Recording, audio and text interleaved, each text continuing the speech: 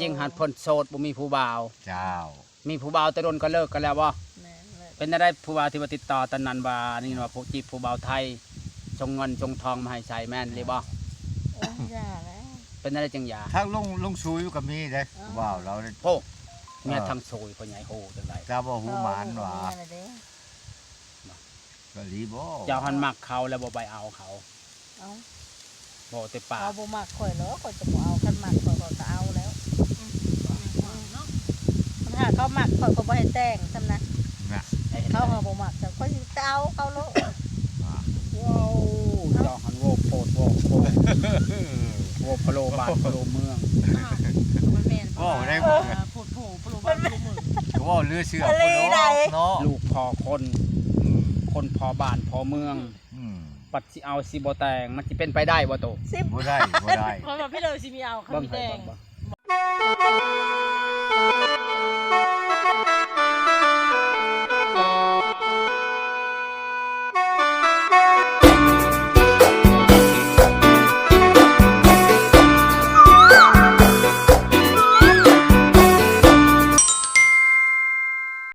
ผู้บ่าวเราบ่ว่าโทรมาโตนึกว่าผู้บ่าวเจ้าโทรมาลูกคืออย่างคือว่าเราโทรพูดแล้วเขานึกแน่เข้าใจผิดทางเราในพอโตนี่คิดอย่างอื่นเนาะคิดว่าผู้บ่าวลูกไผ่หลานแต่จริงหันพ้นโสดบ่มีผู้บ่าวเจ้ามีผู้บ่าวแต่โดนก็เลิกกันแล้วบ่เป็นได้ผู้บ่าวที่ว่าติดต่อตอนนั้นว่านี่ว่าผู้จีบผู้บ่าวไทยจงเงินจงทองมาให้ใช้แม่นหรือบ่เป็นได้จังหยาถ้าลงซุยก็มีเด้ว้าวเราโอ้เมียทางโซยพ่อใหญ่โหจังได๋เจ้าบ่ฮู้หมานว่าก็รีบ่เจ้าหันมักเขาแล้วบ่ไปเอาเขาบ่แต่ปากเอาบ่มักข่อยเหรอข่อยจะบ่เอาคันมักข่อยก็เอาแล้วถ้าเขามักข่อยก็บ่ให้แต่งซั่นนะเขาบ่มักแต่ข่อยสิเอาเขาโลว้าวเจ้าหันโวโพดโวโพดโวพะโลบาดพะโลเมืองมันแม่นบ่ได้โพดโผพะโลบาดพะโลเมืองก็ว่าเลือเชื่อเนาะลูกพ่อคนพ่อบ้านพ่อเมืองปัดสิเอาสิบ่แต่งมันสิเป็นไปได้บ่โตบ่ได้เพราะว่าพี่เลยสิมีเอาคันมีแต่งบ่ได้เจ้าหันจับเม็ดอยู่บ่ดีเคยมีดอกว่าเอาคนละล้านว่าตู้ไปทางยาคิวให้ข่อยบ่เรียนรู้ดิจะมาลิ้นเรื่องแล้วเนาะเนาะพ่อใหญ่เพิ่นว่าจะลิ้นบินน้ำข่อยอีกบ่ไม่บ่แล้วข่อยสิจับตอกเอาไว้มัดห่อชมนาโตมัดห่อชมหรือมัดขนดินี่ห่อชมบาดอันชาวสัตว์เอาผัวเนาะไม่บาดนั่นนี่เราจะไปกินเนื้อ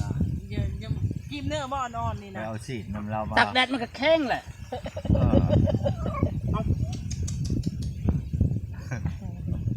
เอาชันบอกไปเลยเนี่ย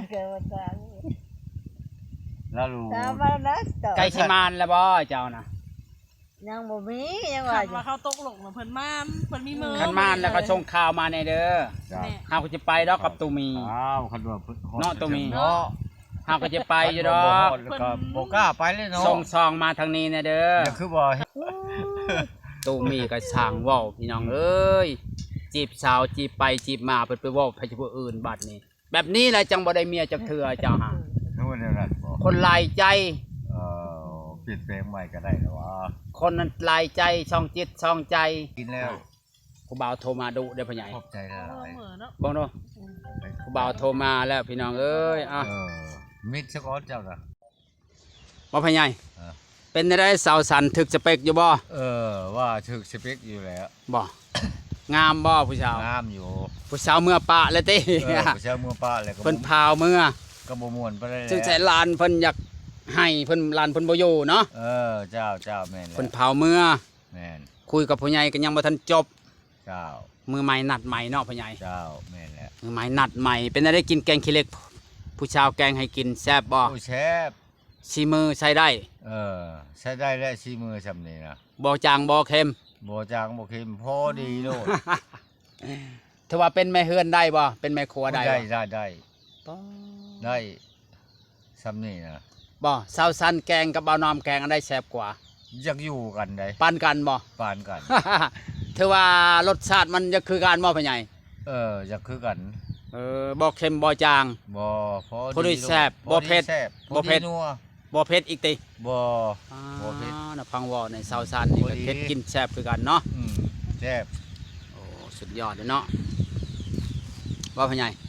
คันชาวซานมักนี่สิเอาได้บ่จำานี้ ได้แล้ว ได้บ่ ได้ เป็นได้รูปห่างรูปทรงของเราคักบ่ ก็ว่า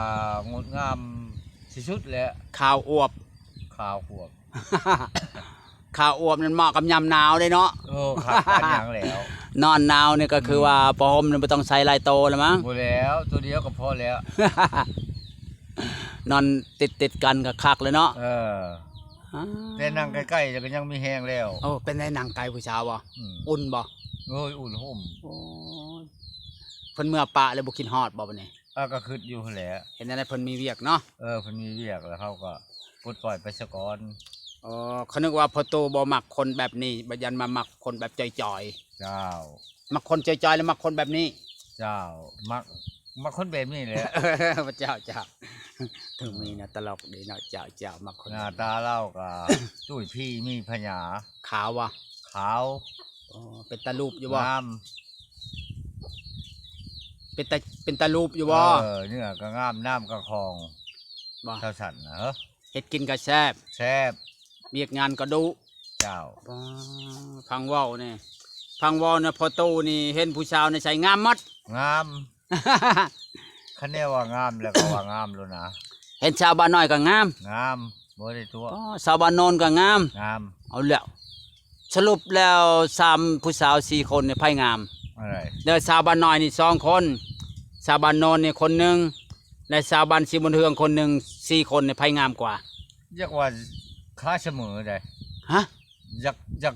ซ้ำกันหมด บ้ามันต้องมีคนลืนต้องมีคนหนึงลืนเนี่ยนังก็บ่คือกันนะพี่ใหญ่ผู้นี้บ่ได้ขาวได้อวบ แต่ว่าข่อยเบิ่งในเสียงตาของข่อยว่าจะซ้ำกัน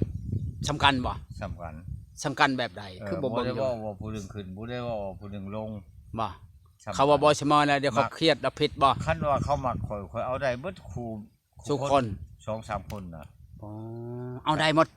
3-4ใน4คนนี่ ได้3-4 คน ผู้ใดเอาก็เอาได้ เอาได้ สมมุติผู้หนึงบ่เอาก็เอาผู้หนึงเอาเนี่ยเอาได้เนาะ ได้คันว่ามีหิคันว่าหิคลองมันบ่ บ่แพง แพงก็มันบ่สูง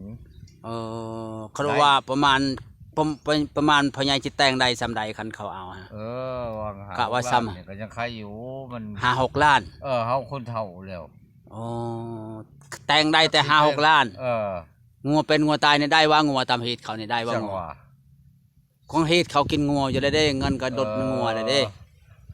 ได้บ่เนาะ ก็ว่าจะ หาเนาะ จักว่าบ่มีก็หาแหละบ่มากก็กู้แหละคือว่าแหละ พอเงินมันก็ถึกแล้ว เนาะ เนาะ ว่าใจสปอร์ตจักได้แหละ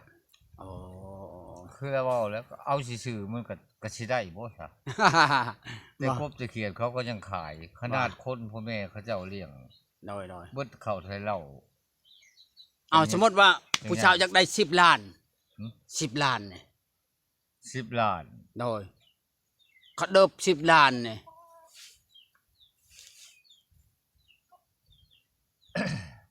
10 ล้านเนี่ยเอาได้บ่ชวนผู้ชาย ได้ เจ้าปัจจุบันได้5ผู้ชายปัดคอ10ซะ เจ้า จะมาเอาเงิน5 ล้านเขาจะว่าค่าข้าวปุ้นก็บ่พอ โอ้แม่น คือเขาว่าแหละ ๆ เงิน10 ล้านค่าข้าวปุ้นก็บ่พอเฮ็ดได้จ้ะ ว่าผิดไปแล้วซะ ข้าวปุ้นก็แพงข้าวปุ้นก็โล15,000แหละ พุ่น ปอเงิน5 ล้านมันสิพอไปจังเขาว่า บ่พอเลยอะ 5-6 ล้านเนาะ ค่าขายความปากคนบ่พอซ้ำ ขายความปากผู้เฒ่าผู้แก่อีก ได้แล้วจังหวะ ก็ชมาเฮาเอาเมียเนี่ยชมาเอาซื่อๆนะเนาะ เจ้า เนี่ยคนบ่มีก็ชำนั้นเนาะเฮ็ดตามผิดของเนาะ เจ้า แม่นก็ถึกของพ่อใหญ่เอาเฮ็ดตามผิดทำของเนาะ เจ้า ก็เฮาก็ล้านเอาได้อยู่เนาะ เจ้า เขาว่าผู้ใดมักเอาได้หมดทั้ง4คนแม่นบ่ ได้บ่ได้ว่าผู้นี้ งามบ่ได้ว่าแบบนี้ขี้ร้าย บ่ได้ว่าผู้นี้ต่ำบ่ได้เว้า ขอหักแพงกัน ขอแต่ว่าหักแพงแต่งอ่อนกัน อยู่นำกันได้ อยู่นํกันได้มีหยัง เนาะ ก็พากันสู่กันกิน แม่น บ่มีหยังก็ตำพริกมากินก็แซ่บ แม่นแจ่วกระปูตัวหนึงก็แซ่บ แซ่บ คันว่าหักแพงกันเนาะบ่อยากหาคนงาม เออ บ่อยากหาคนมี เจ้า บ่อยากหาคนรวย เจ้า แม่นโดย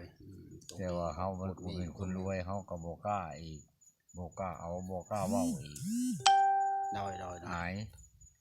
โดยบ่เคยกินซีมือเซาเสิร์ตเนาะ บ่